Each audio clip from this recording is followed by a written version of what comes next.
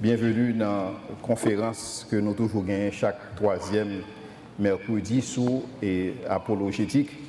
Donc je dis à thème que nous allons voir ensemble, c'est le relativisme.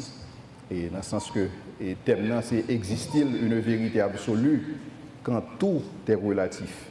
Et il y a des amis qui écrivent sur Internet qui disent qu'ils estiment que c'est une très belle initiative, seulement ils ne que j'ai un thème formulé. Ils disent que Patadou dit puisque tout est relatif, mais beaucoup plus, il doit dire puisque tout semble être relatif. Bon, on me dit tout à fait raison parce que toute bagaille n'est pas nécessairement relatif, vrai, et c'est ça que nous allons essayer de prouver à soi. Et il y a un philosophe du nom de Héraclite, et lui-même il fait déclaration ça. Il dit que personne ne pose les pieds deux fois dans la même rivière, car de l'eau fraîche y coule constamment. Et ma propre il dit que personne ne pose les pieds deux fois dans la même rivière, car de l'eau fraîche y coule constamment. Et donc, l'idée que Héraclite a exprimée, c'est l'idée de changement. C'est l'idée que toute bagaille a bougé autour de nous-mêmes. En fait, pas rien qui était statique, et même Terre n'est pas statique, parce que Terre a tourné, même si on n'a pas l'impression que a tourné, mais toute bagaille a tourné. Et si on prend exemple une rivière, côté de l'eau à descendre, puisque de l'eau c'est descendre, la descendre, si vous mettez pied une fois, vous mettez pied dans une de l'eau, vous mettez pied une deuxième fois, ce n'est pas même de l'eau. Donc c'est ça que Héraclite a essayé d'exprimer, une idée de changement constant. Et parce que toute bagaille a changé, pas gain absolu. Parce que toute bagaille a changé, pas gain objectivité encore. Parce que toute bagaille a changé et donc toute bagaille relatif. Mais pendant que le monde et pendant qu'un pile monde acceptait que toute bagaille relatif, mais où venait un groupe de monde qui baille tête non chrétien et ou même qui dit que non, toute bagaille n'est pas relatif, ce qui base yo dit ça. Et lorsque on dit ça, yo qualifie chrétien pour la plupart des monde qui est intolérant et des monde qui tout simplement a véhiculé des bagailles que vous entendez que un homme te dit et ça gagne 2000 ans d'histoire et on continue à répéter bagaille ça alors que pour un pile monde bagaille ça n'a pas fait sens. Nous songeons que ça a 20 ans de cela, nous avons lu un magazine qui était sorti en Angleterre qui t'a dit que actuellement l'Angleterre est entrée dans une société de post-chrétienne. C'est-à-dire que pour ça qui concerne les dogmes, pour ça qui concerne les vérités chrétiennes, bagaille ça ou fina bagaille ça c'est de l'histoire ancienne. Et donc ça c'était l'Angleterre il y a 20 ans de cela. Cependant, si vous appelez aujourd'hui, ou pas pour que il y ait des magazines qui parlent que nous sommes une société post-chrétienne, mais abdou que nous sommes une société post-moderne. Et post-moderne, c'est-à-dire que vous quittez la dimension de modernité, qu'on y a toute bagaille doit redéfinir. Dans une société post-moderne, toute cap doit sous table. Nous avons besoin de redéfinir toute bagaille. Nous ne pouvons pas accepter rien pour vrai jusqu'à ce que nous démontrions. Seulement sont capables de démontrer de manière empirique ou capables de considérer comme vrai. Mais tout ça qu'on n'est pas capable de démontrer empiriquement, n'est pas vrai. Est-ce qu'on est capable de démontrer bon Dieu empiriquement? Non, pas capable. Et donc bon Dieu pas vrai. Est-ce qu'on est capable de démontrer empiriquement que monde a un âme? Non, pas capable. Et donc monde pas un âme vrai.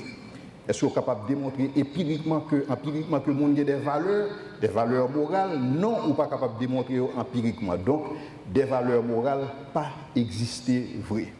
Et donc, parce que nous sommes une société postmoderne, toute bagaille a besoin de redéfinir. Parmi lesquelles, nous avons besoin de redéfinir la famille.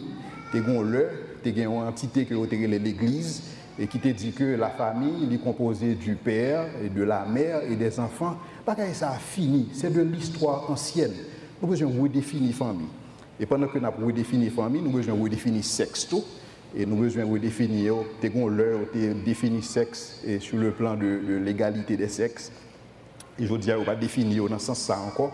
Ils ont même considéré que le sexe, son bagage qui pas existé vraiment. Parce qu'en principe, ou neutre jusqu'à ce que vous fassiez choix de sexe que vous voulez. Et il y a l'école que vous faites en Suisse et qui a testé la méthode ça. En sorte que il y a deux petits monde qui levé, ils n'ont pas quitté les parents de petits monde, ils disent qui sexe ils gagnent. Ils disent que l'interdit pour que les parents disent un petit monde mais qui sexe c'est à petit monde pour le faire choix. Lorsque petit monde arrive dans un certain âge, lui-même il va décider qui sexe lui. Donc si son petit fille, le arrive dans un certain âge, il voit que l'étape mieux pour le garçon, donc il redéfinit tête comme garçon et vice versa pour garçon qui veut redéfinir tête comme fille et donc un paquet de bagages qui remettent en question. Pour qui ça? Parce que on vit dans une société postmoderne et une des bagages qui caractérise une société postmoderne, c'est le relativisme. Et donc, il est extrêmement important pour nous-mêmes en tant que chrétiens pour que nous soyons capables de former sous bagages ça. Pour qui ça? Parce que il y a deux bagages que on vient devant avec un monde. On a tout simplement pensé que c'est parce que vous avez une fermeture d'esprit. Si vous n'avez pas de fermeture d'esprit, vous ne pouvez pas venir à bagaille ça. Parce que bagaille ça n'a pas de mise encore. C'est des bagailles longtemps, c'est des bagailles anciens. Et donc, ce qui base que vous camper pour dire qu'il y a une vérité absolue. Donc, il est important. Et c'est dans ce contexte ça que nous avons estimé que le sujet ça, son sujet que nous supposons traiter ensemble avec vous à soir. Maintenant, qui ça relativisme en tant que tel? Qui ça le supposé? Lorsque nous disons qu'on bagaille relatif, de qui ça n'a pas parlé? Lorsque nous disons bagaille relatif, n'a pas parlé de deux bagailles. Premièrement, ça veut dire que bagaille qui est vrai pour vous-même, pas nécessairement vrai pour moi. C'est ça relatif veut dire. Il est vrai pour vous-même, ou même vous croyez que Jésus-Christ c'est petit bon Dieu, Jésus-Christ c'est bon Dieu, ça c'est business power. Pour moi-même, tout simplement que Jésus-Christ c'est un homme sage qui est venu, qui est enseigné, etc. Donc ça c'est croyance pas. Ou bien croyance pas, moi j'ai croyance pas. Puisque nous sommes une société postmoderne, côté nous supposons cultiver la paix, et donc rester avec croyance pas, ou même m'apprêter avec croyance pas, ou du moins rester avec croyance pas, ou m'apprêter avec incrédulité pas. Et donc dans le contexte ça, c'est une question de goût, c'est une question de préférence, et c'est une question d'opinion personnelle. Chacun a une opinion, ou a une opinion par et vous pensez que c'est l'islam qui est bon, moi-même je pense que c'est le christianisme qui est bon, tout bon. Donc, pas de à sortir de là, pas de qui est bon passer l'autre. C'est une question d'opinion, c'est une question de préférence personnelle. Donc, c'est comme ça que relativisme là, premier aspect là, donne défini. Deuxièmement, c'est que dans ça qui est relatif, s'il était vrai hier, il n'est pas nécessairement vrai aujourd'hui, parce que c'est la nature du changement. Tout change, tout bouge autour de nous. Pour qui ça? Parce que lorsque on a le relativisme, si vous voulez, le seul mode d'acquisition de connaissances, c'est la science. Donc c'est seulement la science qui est capable de dire que yon bagay certain, yon bagay sont faits. Seulement la science. Et donc pas gain l'autre mode d'acquisition de connaissances en dehors de la science. Si on monde qu'on bagay, c'est pas la science qui dit li qu'on est bagay ça, on n'a pas qu'on est le vrai. Et c'est même genre sous son histoire. Par contre, ce qui maladie que tu as en Haïti, lorsque tu as plusieurs monde qui tapent mourir et que bon monde yo transporté li dans une bourrette pour y aller jeter li et puis on a dit non pas mourir non et puis on dit bon docteur doit mourir ou m'a pas mourir, c'est la science doit mourir, c'est pour mourir parce que la science c'est le seul mode d'acquisition de connaissances. Donc on n'a pas réalisé que gain l'autre bagaille où connaît, c'est pas à partir de la science que on connaît.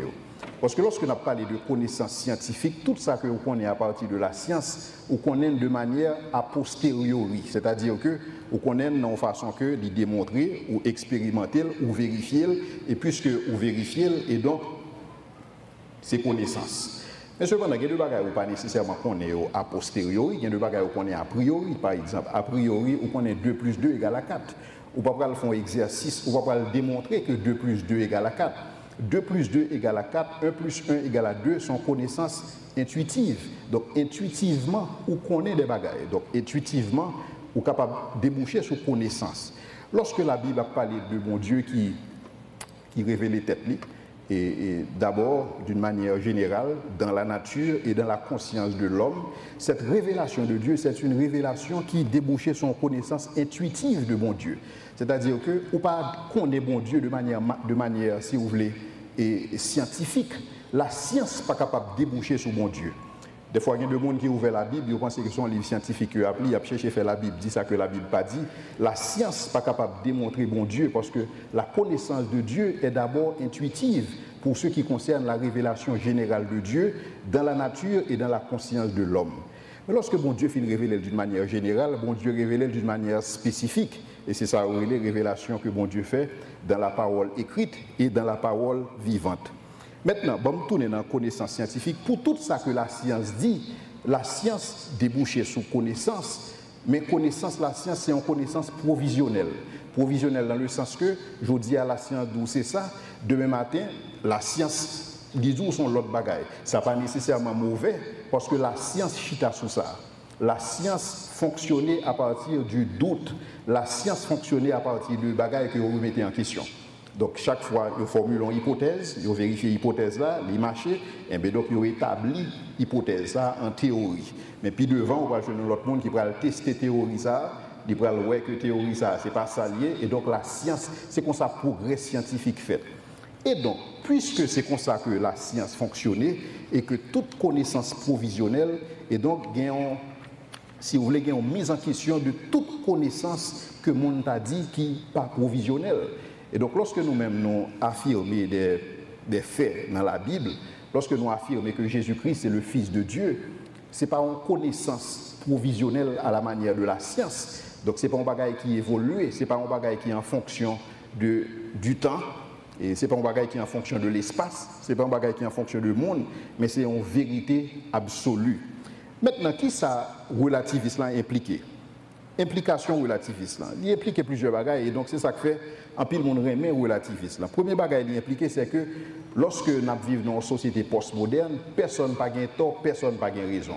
Et en principe, tous les chemins mènent à Rome. Il y a des gens qui relèvent Allah, et il y a des gens qui relèvent l'Éternel, les armées, et il y a des gens qui relèvent Krishna, et il y a des gens qui relèvent Jéhovah. Et quel que soit le nom que vous bali, il y a un seul bon Dieu, et il y a des gens qui pensent que son force est dans la nature. Et donc, quel que soit Jean Aurélien, c'est que un bon Dieu, qui est des gens qui est le grand maître, quel que soit c'est dans le vaudou, quel que soit c'est dans le christianisme, quel que soit c'est dans l'hindouisme, quel que soit c'est dans le bouddhisme, c'est même bon Dieu. Ouais, donc, parce que tout simplement, et personne n'a pas de tort, personne n'a pas de raison. Alors, lorsque je dis personne n'a pas de tort, personne n'a pas de raison, il y a une citation, il y a une anecdote que les gens qui croient dans le relativisme toujours bas, c'est l'histoire 6 aveugles qui tombaient sur un éléphant. Et lorsque vous tombez sur un éléphant, il y a un premier monde qui touchait peut-être corps éléphant, qui dit ah ça semble mieux que lié. Et puis ça qui touchait et que éléphant, il dit ah ça semble un code. Et pour ça qui touchait tronc éléphant, il dit ah ça semble si vous voulez son couleuvre. Et pour ça qui touchait les oreilles éléphant, il dit ah ça semble son éventail. Et donc, chaque vie est avec parti par eux. Et donc, ça n'est pas nécessairement vrai, ça n'est pas nécessairement faux. Tout simplement, c'est appréciation de réalité que vous vivez là. Et donc, pour ce qui concerne la foi, pour ce qui concerne la croyance, c'est tout simplement appréciation par eux. Pas nécessairement bagage qui est vrai, pas nécessairement bagage qui est faux. Et donc, dans ce sens, ça, en pile monde, ils ont senti que attiré par le relativisme. Parce qu'en pile monde, pas un tort, puisque le relativisme, c'est un système de pensée qui fait que vous pas en tort. Et l'autre là pas en tort, pas en tort, pas en raison. Et donc, son système qui attire en pile monde. Donc, tout le monde relativement neutre là-dedans. Et l'autre bagaille qui est là-dedans encore, c'est que deux bagailles sont capables de faux et vrai en même temps. Il est capable de vrai, il est capable de faux en même temps. Dans ce sens-là, tout le monde a raison. Et ça fait tout que la fin justifie les moyens parce que pas de personne qui a un compte à rendre. Parce qu'automatiquement, on a un compte à rendre, on a besoin d'assurer que moyens que vous utiliser pour réussir sont bons moyens parce qu'on va avoir un compte à rendre. Mais dans le relativisme, pas de compte à rendre, pas de monde qui a un compte à rendre à personne parce que tout le monde grand monde tête. Puisque tout le monde grand monde tête, tout le monde fait ça ou voulez, Jean ou voulez, le ou voulez, et de toutes les façons, personne ne parle en tort. Est-ce que nous parlons d'un système comme ça? Un système de pensée, donc un peu le monde retrouvé là-dedans. Ouais, c'est son bel bagage.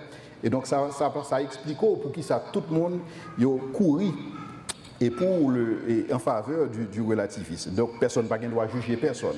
Ou pas doit juger un monde sous base orientation sexuelle. Parce que qui est souillé de toutes les façons pour juger le monde? Soit qu'on est pour juger toute connaissance provisionnelle. Et donc, nous, dans une société postmoderne, tout cap supposé reboisser. Toute bagaille supposé remettre en question parce que c'est nature société. Maintenant, pour ceux qui s'agit du bien, ils définissent bien comme ça qui fait plaisir. Automatiquement, bagaille là, il faut sentir bien. Automatiquement, il marche dans le sang, c'est que le bien. Et donc, on n'a pas besoin de questionner la moralité, cap dire ou pas faire ceci, pas faire cela. Ça, c'est bagaille longtemps. Mais dans la société postmoderne, automatiquement, on sentit le marché dans le sang. Bon. C'est-à-dire que vous sentez qu'en tant que garçon, ça marche dans le sang pour que vous avec un autre garçon, c'est bien, pas nécessairement mauvais. Parce qu'il faut sentir bien quand même. Depuis qu'il faut sentir bien, c'est que le bien. Et donc, c'est comme ça que relativisme est défini. Et donc, la réalité, c'est que ça qui est important, c'est ça là. Mais ce n'est pas ça que tu as doué fait là. En principe, pas de bagage qui t'a doué fait, parce que de toute façon, personne ne connaît rien. Donc, son une ignorance socratique. Ce que je sais, c'est que je ne sais rien. Puisque personne ne connaît rien, personne ne peut juger personne. Personne ne peut dire personne, mais comment on doit vivre. Personne ne peut dire monde, mais comment on doit marcher. Ouais, et donc bagaille l'église cap dit monde mais comment pour y une façon pour y dans l'évangile, c'est pas monde longtemps. Donc on ne pas comprendre que nous dans une société postmoderne. Et donc c'est comme ça ouais. Cependant, je dis que ça qu'arrive que puisque on vit dans une société et l'homme sont être sociable et son animal raisonnable et donc dans ce sens ça puisque on vit dans une société est capable de faire des lois pour que ça évite que yon pas manger l'autre parce que yon est capable de déchirer l'autre. Donc la société elle-même est capable de faire des lois et si vous voulez capable de loi ça c'est eux même qui définit ça qui est bien, ça qui est mal. Donc la société a fait loi. Mais il y a un que en pile relatif pas réalisé c'est que lorsque vous vivez dans une société allemande nazie à cette époque, pour eux-mêmes, il était tout à fait normal que Hitler tue 6 millions de juifs, parce que c'est la société qui dit ça. Et puisque nous avons suivi la société est composée d'une majorité de monde, et la majorité de monde a pensé de telle façon, et donc il doit nécessairement vrai. Donc mes positions, monde qui croit dans le relativisme. Maintenant, la question, c'est qui ça qui alimente les gens? Qui côté, qui système théorique que vous voyez pour croire la vie Jean Well là? Parce que, alors, il faut que nous pas écarter le fait que en pile monde croit Jean et Mabdia là. En pile monde croit comme ça. En pile monde. Donc, qui côté alimenté, qui système de pensée qui est alimenté? Et donc, il est important pour nous garder les tenants du relativisme. Qui côté philosophie ça est sorti? Qui est-ce qui invente? Qui est-ce qui vient avec? Et qui est-ce qui bat au corps qui fait que aujourd'hui, on a parlé de eux-mêmes? Le premier monde que nous avons parlé de lui-même, c'est Thomas Hobbes. Thomas Hobbes, lui-même, il présentait la réalité dans le sens que pas de bien, pas de mal. C'est tout simplement attirance physique qui gagne. Automatiquement, on sent corps d'où font bagaille, c'est que le bon. De vous sentir corps attiré vers un bagaille, dit bon. Sous sentir corps attiré, pas attiré vers lui-même, c'est que le pas bon. Et donc, dans ce sens ça, pour ça qui concerne bien ensemble avec mal, ils sont question de mouvement de la matière. De vous sentir corps d'où font bagaille fait. Pas gourmet avec tête. Parce que déjà, l'homme pas supposé gourmet avec la raison, parce que la passion domine sur la raison. C'est comme ça le présenter. Donc, un monde qui voulait utiliser raison pour ne pas faire ce côté colmenen, c'est un monde qui n'est pas raisonnable, parce que de toutes les façons, c'est passion qui a dominé l'homme. Deuxième monde qui a un système de pensée sur ça, c'est David Hume. David Hume lui-même il dit tout simplement que pour ça qui concerne les moralités, c'est une question de sentiment. Ouais, il n'y a pas rien à faire avec la raison, c'est une question de sentiment. Et même si on t'a parlé de tuer un monde, c'est un bagage qui est neutre. Parce qu'il y a différentes circonstances qui sont capables de faire tuer un monde. Et de toutes les façons, tuer un monde, depuis au pas qu'un béo. Bon, qui problème qui gagne dans ça? Donc, on tue un monde, on a un sentiment dans le cœur, pour tuer un monde, ou juste suivre ça sous cœur. Troisième auteur troisième philosophe qui était abondé en pile dans la question relativiste, c'est Bentham avec J.S. Mill, John Stuart Mill. Pour monsieur ça, John Stuart Mill particulièrement, lui-même, il bâtit le bien avec le mal sur ça qui est utile. Et donc, automatiquement, le marché, c'est que le bon. S'il ne pas marché, il n'est pas bon. S'il ne pas marché, il n'est pas bien. Mais automatiquement, fond bagaille, il marché, il bien. Donc, ouvrons un petit bolette là, et le marché, boule là tombée, c'est que je veux bolette bon. Parce que le marché, tout bagaille qui marche correct. Non seulement tout bagaille qui marche correct, mais est-ce que l'y contribuer au bonheur du plus grand nombre? Tout ça qui contribue au bonheur ou au bien-être du plus grand nombre, ou mettre fait.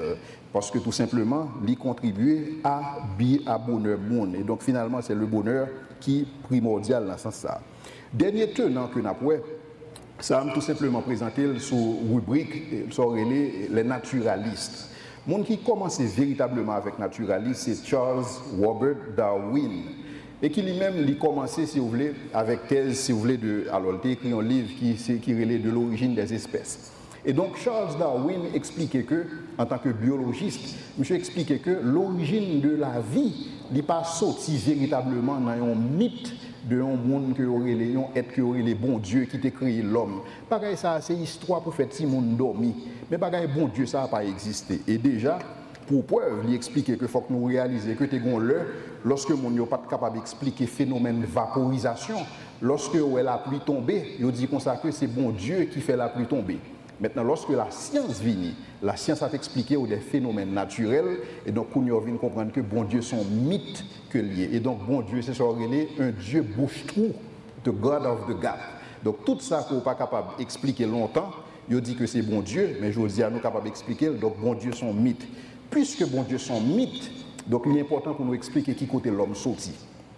Et c'est ainsi que Charles Darwin y écrit bien pour montrer que la vie sortit, si vous voulez, d'abord dans une matière inerte, c'est-à-dire qu'elle sortit dans une matière qui n'est pas vivante, mais puisqu'elle subit un processus d'évolution qui fait pendant des millions d'années, et donc le ça a évolué dans une matière qui est plus ou moins vivante, en matière végétale, et végétale a évolué dans l'animal jusqu'à ce qu'il vienne tourner l'homme. Et donc il expliqué, et si vous suivez, vous voyez que l'homme, il y a des bagailles qui semblaient avec des bagailles qui la sourit. Ouais, et c'est ça qu'il faut voir que le conseil de médicaments, ils ont testé sous souris, ils ont marché, ils ont testé sur l'homme, ils ont marché. Et donc, ils voient que l'homme semblait gagner des gènes qui sont semblables ensemble avec la bête. Et par conséquent, l'homme sortit dans la bête, et particulièrement l'homme sortit dans le singe. Maintenant, puisque l'homme sortit dans le singe, à partir d'un processus évolutif, qui durait des millions d'années, mais processus ça, son processus pas de intelligence qui t'a guidé. Son processus qui fait uniquement par la chance, c'est le hasard qui fait. Puisque son processus qui est guidé par la chance, par le hasard, et donc pas de but dans la vie. Puisque pas de but dans la vie, l'homme pas important, l'homme n'a pas de valeur, parce que l'homme tout simplement, c'est le produit de la chance. Et il y a un monde qui dit bagaille ça avec un pile brio, il dit que nous sommes venus de rien, par rien et pour rien.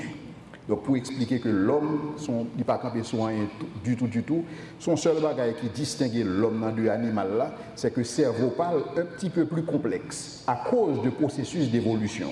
Et donc dans ce sens-là, l'homme n'a pas aucune valeur intrinsèque. Et donc puisque l'homme n'a pas de valeur intrinsèque, donc l'homme a besoin de créer une valeur extrinsèque. Et donc valeur extrinsèque que l'homme va gagner, c'est en fonction de qui ça le possède. Donc valeur en monde, en fonction de qui sont possédés en termes de richesse, et qui sont possédés en termes d'aptitude, qui sont possédés en termes de pouvoir, et qui sont possédés en termes de moyens. Parce que de toutes les façons, ou même en tant que monde, ou pas vaut absolument rien. Pas de grosse différence entre ou même les bêtes là. De toutes les façons, son seule différence qui gagne entre ou même les bêtes là, c'est le cerveau qui est un petit peu plus complexe que bête là. Et donc il présente comme ça. Maintenant, pour que l'homme capable d'arriver à fonctionner bien, et il continue ensemble avec Thèse pour parler de ça, il y a une sélection naturelle. Sélection naturelle dans le sens que, on pourrait que une génération de bêtes qui ne sont pas capables de survivre avec conditions naturelles. Il y a de bêtes qui survivent, il y a de bêtes qui ne peuvent pas survivre. Bêtes qui arrivent à survivre, ils sont plus forts que bêtes qui ne peuvent pas survivre, et donc ils ont rempli des conditions pour vivre. Mais donc, dans le contexte que Darwin a décrit comme ça, M. présentait le monde comme un jungle, comme ces mondes qui sont capables de survivre. Dans ce contexte là, l'homme mettait les têtes ensemble, il fait sortir des conventions. Conventions, c'est des conventions morales. Et donc, moralité, ce n'est pas un bagage qui sortit dans bon Dieu, parce que bon Dieu n'a pas existé, mais c'est tout simplement des conventions que l'homme met tête ensemble, tout simplement parce que c'est animal que donc pour éviter que l'un ne pas déchirer tête l'autre, et donc il fait des conventions dans ce sens-là. Donc voilà comment relativiste, voilà comment, mais ça effectivement que nous relève le relativisme. Et donc question que nous devons poser, c'est est-ce que relativisme, est-ce que le vrai ou bien est-ce que le faux? Première raison qui fait nous montrer que le relativisme est un système de pensée qu'il faut, parce que premièrement, le relativisme n'est pas capable de condamner le mal. Et donc, pas de bagaille qui est capable de faire dans la société pour le capable de dire le mal. Mais cependant, on voit qu'il y a des gens qui font bagaille fait, ils disent que ça a mal. Lorsque un monde tue un monde, ils disent que son bagaille qui est mal. Mais comment pour faire dire son bagaille qui est mal si que le mal n'a pas existé? Si on dit un bagage qui est mal, c'est parce qu'on a une référence dans la tête, puisque pas de référence, et donc on ne peut pas dire rien mal. Et donc, relativisme n'est pas capable de dire rien qui est mal, il n'est pas capable de plaindre de l'injustice qu'a fait dans la société, mais cependant, on a plaint, il a dit que tel bagage n'est pas supposé faire comme ça. Si on dit tel bagage n'est pas supposé faire, c'est parce qu'on connaît une façon que le bagage était supposé. Et c'est ça lié.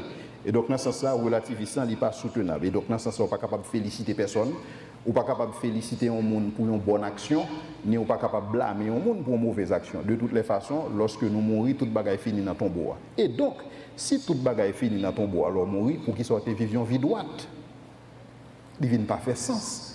Pour qu'il soit tuer tête, pour qu'il soit faire même avec Paul qui dit que je traite durement mon corps. Pas de raison pour toi de traiter corps durement. Pas de raison pour bailler tête ou toute une série de restrictions. Puisque de toutes les façons, lorsque nous mourons, tout bagaille finit.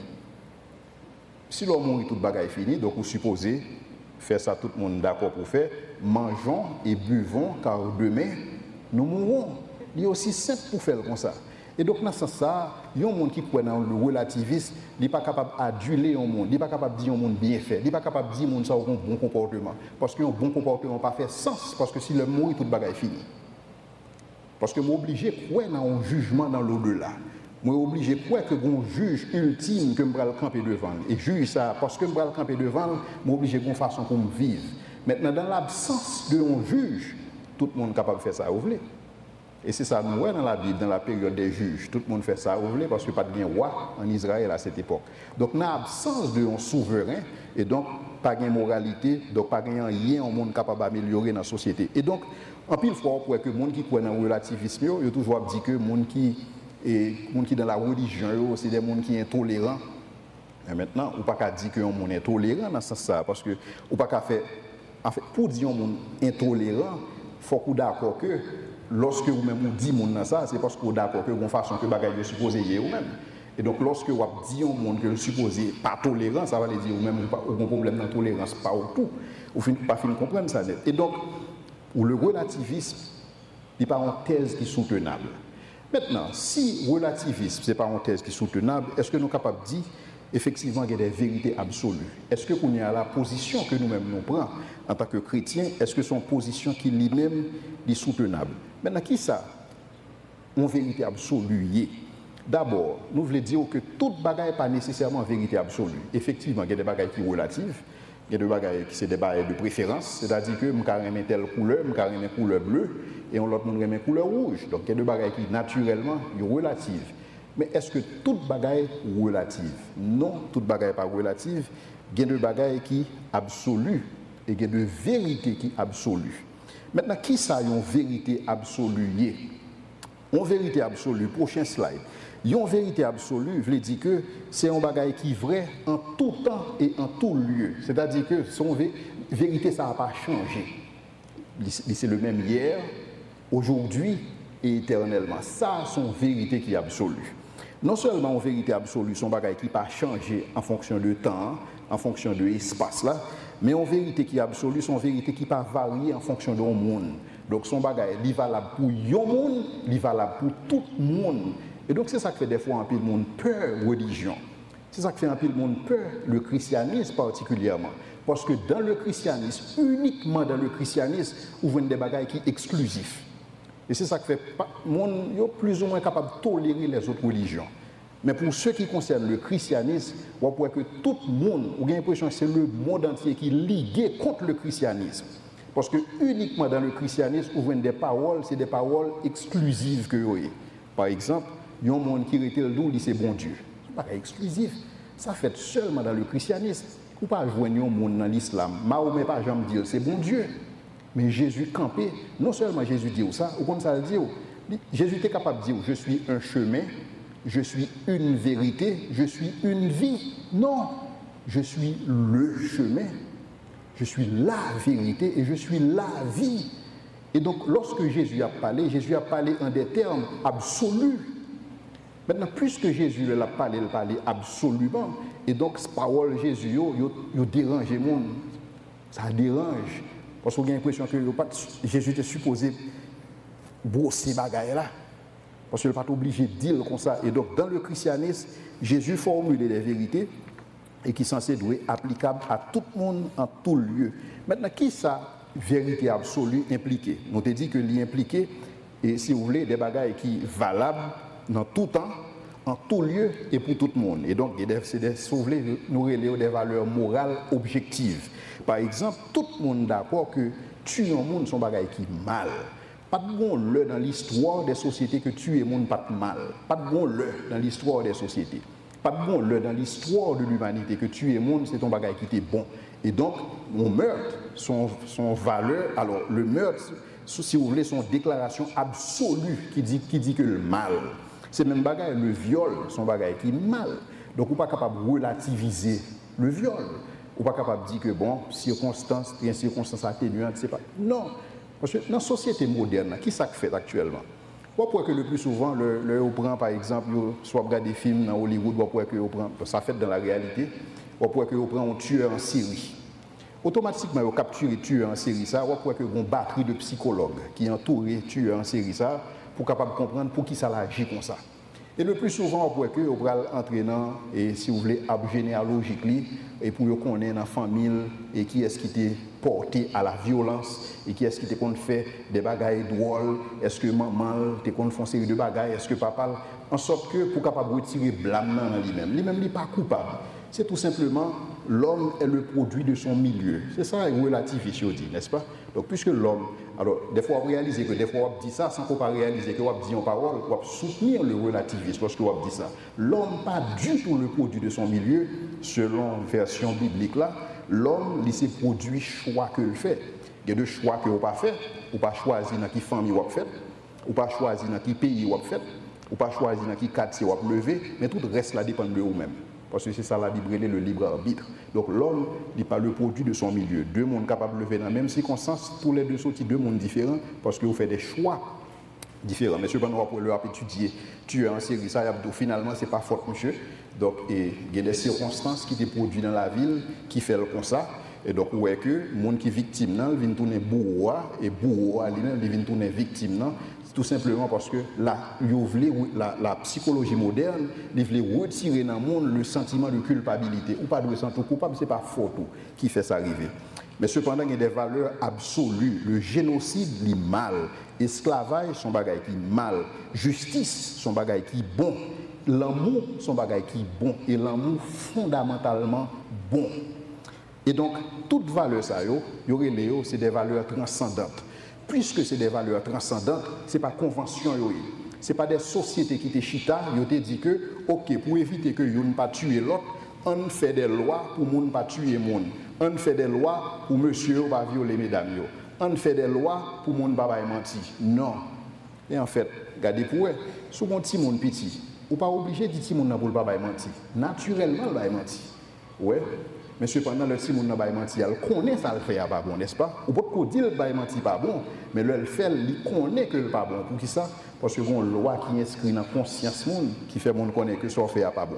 Et donc valeur ça est transcendante dans le sens que yo pas figé dans une société, c'est pas une société qui fait c'est des valeurs qui en dehors de la société, mais tout simplement que la société a suivi, c'est des valeurs transcendantes, c'est des valeurs qui universelles, yo pas dépendre de une société et c'est des valeurs qui immatérielles.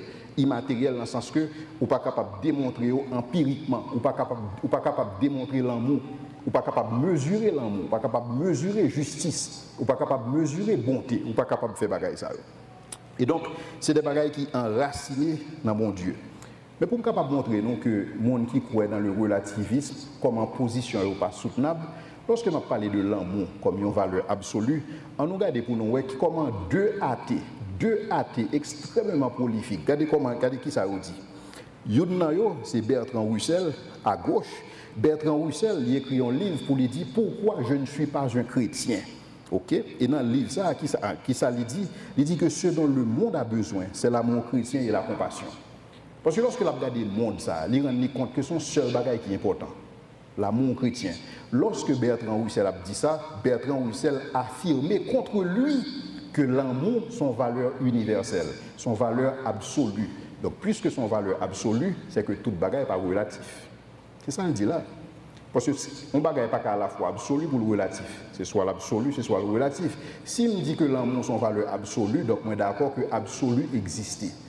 Et puisque bon Dieu présentait comme un absolu, un être qui n'a pas changé, et donc moi admettre la possibilité de l'existence de Dieu à partir des valeurs morales objectives. Deuxièmement, son psychologue, c'est Eric Fromm, qui lui-même dit que, un psychologue, lui dit tous les problèmes psychologiques ont leur origine dans un manque d'amour. Donc, plus fort monde que lui qui souffrir de manière émotionnelle, plus fort monde que lui qui a un problème dans la vie, tout bagage ça lié à un manque d'amour. Que ça soit, alors on va définir l'amour, que c'est l'amour paternel, que c'est l'amour fraternel, indépendamment du type l'amour, tout le monde qui a des problèmes psychologiques sont des problèmes qui sont liés à la question de l'amour. Lorsque Eric Fromm a dit ça, lui-même en tant qu'un monde qui athée, qui ne croit que des valeurs absolues existaient, il contredit tête-lui parce qu'il affirme que l'amour sont valeur morale absolue. Et donc dans ce sens-là, absolu existait. Mais la plus grosse question que nous devons poser, c'est que lorsque nous considérons l'amour comme une valeur morale absolue, dans le sens que tout le monde a besoin de mon remède. Pas de monde qui pas veut mon remède. Et des fois, j'ai l'impression que nous vivons pour mon remède. Nous remettons mon remède et nous remettons mon. Mais cependant, nous parlons l'amour. Nous gagnons l'amour, mais nous parlons l'amour. Et de côté, l'amour sorti. Personne n'a pas de réponse avec ça. En pile, le monde considère que l'amour son valeur morale absolue. Si l'amour son valeur morale absolue, ça veut dire que l'amour transcendant. Et si l'amour transcendant, l'amour aussi universel. Et donc, l'amour pas dans l'homme, puisque l'homme fini, n'a pas parlé de l'amour comme un bagage qui transcendant. Et donc, il est obligé d'exister l'amour dans l'univers qui est fini et que c'est lui-même qui source tout l'autre l'amour qui existait. Et donc, finalement, réponse à pas de monde qui gagne, pas de pièce relativiste qui est capable de côté l'amour sorti. Même relativiste, c'est capable de ça, reconnaître que s'il y a plus l'amour dans la ville t'a fait plus sens. Mais cependant, la réponse là, c'est nous-mêmes qui gagnons. Lorsque nous disons dans 1 Jean 4, verset 16, Dieu est amour. Et l'amour est même propriété ensemble avec bon Dieu. Et c'est ça que fait Jean présenter bon Dieu comme l'amour. Mais qui ça a impliqué? Ça a impliqué que si bon Dieu c'est l'amour, alors lorsque bon Dieu m'a donné un commandement, le commandement d'aimer est un commandement de connaître Dieu. Parce que puisque bon Dieu c'est l'amour, tout commandement bon Dieu, moi, c'est des commandements pour nous connaître bon Dieu. Et donc, moi, je ne suis pas capable véritablement de connaître l'amour si moi ignorais bon Dieu. Et donc, mais ça, tout ça qui concerne les valeurs morales objectives.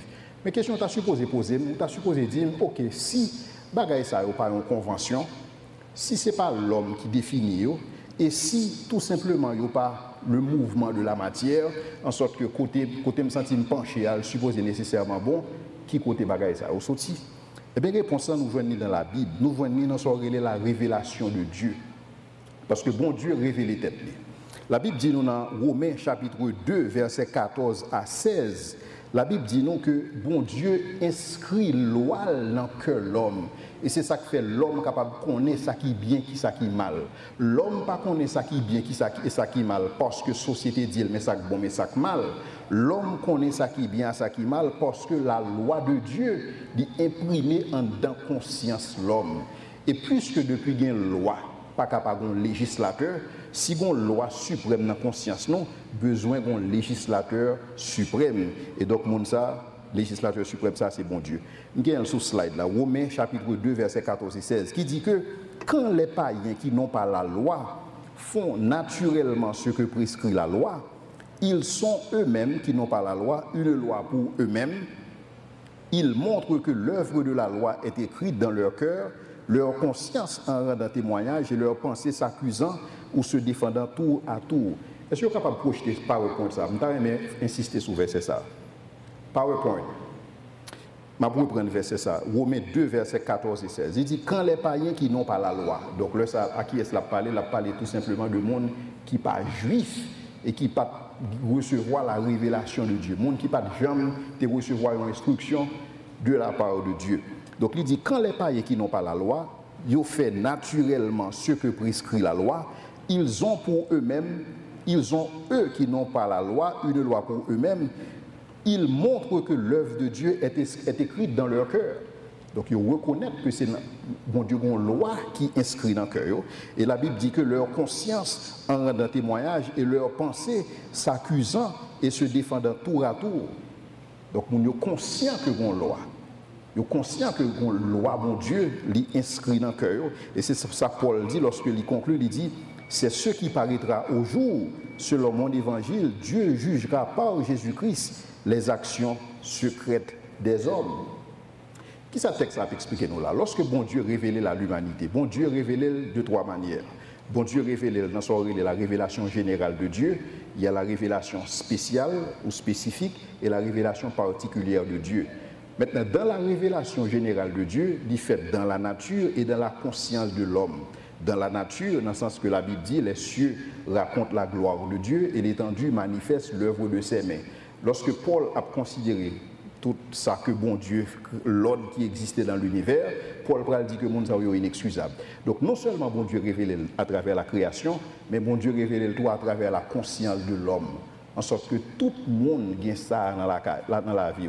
Ce n'est pas un livre qui baoule, ce n'est pas l'école qui baoule. Effectivement, il y a un processus de socialisation qui fait vrai, mais cependant, tout le monde a la loi de Dieu qui inscrit dans la propre conscience. Et c'est ça que fait Paul Pral dit dans Romains 1er, verset 19 à 20. Paul Pral dit que car ce qu'on peut connaître de Dieu est manifeste pour eux. Pas oublier que Paul a parlé à un monde qui ne connaît pas la loi. Car ce qu'on peut connaître de Dieu est manifeste pour eux, Dieu le leur ayant fait connaître. En effet, les perfections invisibles de Dieu, sa puissance éternelle et sa divinité se voient comme à l'œil depuis la création du monde. Quand on les considère dans ses ouvrages, ils sont donc inexcusables.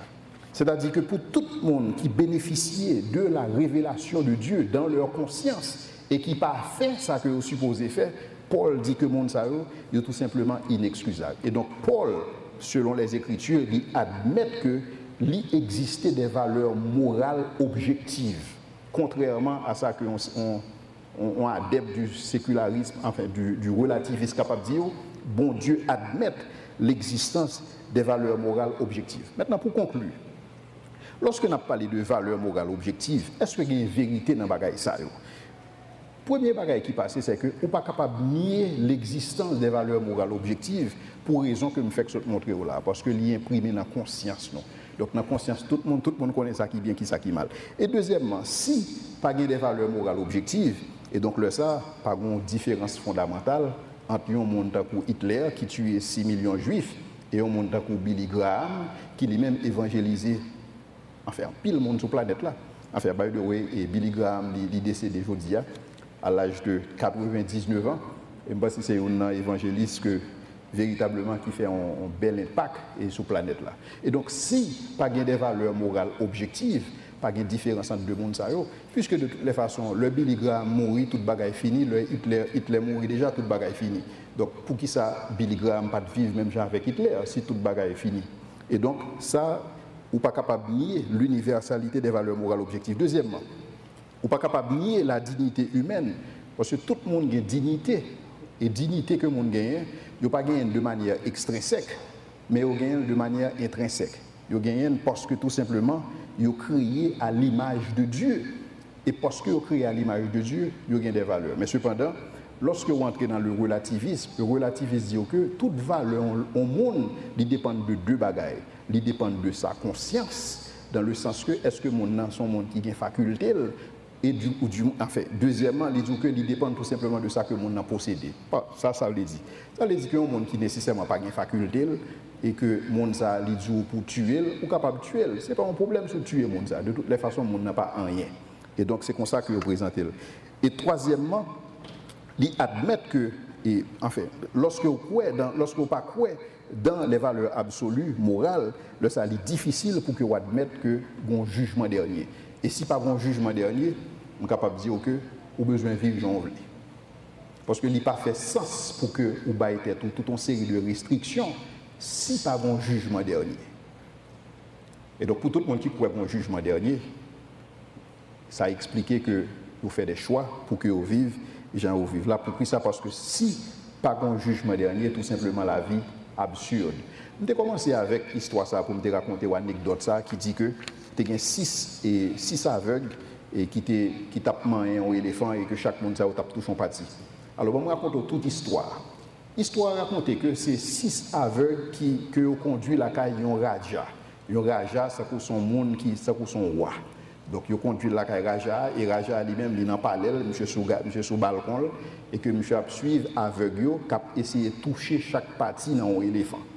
Et donc lorsque vous touchez chaque partie dans l'éléphant, donc chaque monde dit un bagaille. Il y a des gens qui touchent, il y a un aveugle qui touche pour son mieux que l'ouest, il y a un aveugle qui touche trompe-li, il pense son code, il y a un qui touche et queue, il pense son serpent, etc. Monsieur, pendant l'histoire raconte que Raja, lorsque l'attend des mon aveugle, chaque monde a dit bagaille par eux, parce que c'est ça la confusion, c'est ça le relativisme. Et donc là, ça Raja a campé sous terrasse, il dit monsieur qui t'aime dit non, qui t'aime fait sens à bagaille ça pour nous-mêmes. Pas de yon dans ça que nous disons qui conforme avec la réalité. Tout simplement parce que nous aveugles, mais qui te fait sens pour nous. Nous est ça que nous avons touché, que nous ne connaissons pas. Nous chaque pensée que nous avons un morceau dans la bagaille là. Nous chaque pensée que tous les chemins mènent à Rome. Non. Ça n'a pas gardé là son éléphant. Et c'est exactement ça que bon Dieu fait pour nous. Bon Dieu pas quitter nous dans l'ignorance. Chaque monde est capable de dire, mais ça me pensait que bon, mais ça me pensait que bon, chaque monde est capable de dire réalité pas. Mais bon Dieu, automatiquement que bon Dieu révèle tête li, bon Dieu exclut la possibilité du relativisme. Parce que bon Dieu révèle tête li. Si bon Dieu pas révélé tête li, toute bagaille est relatif. C'est même ça avec Raja ça. Si Raja ça n'a pas dit, monsieur son éléphant, donc il quitte tout le monde livré à eux-mêmes, donc chaque monde est capable de venir avec version par eux. Mais automatiquement que bon Dieu révèle tête li, il n'existe plus de place pour le relativisme. Merci. Par contre, est-ce que si il y a une ou deux questions, nous sommes capables de prendre, mais c'est sujet ça que nous avons traité ensemble avec vous, puisque toute bagaille paraît comme relatif, est-ce que des valeurs absolues, morales existent? Merci beaucoup.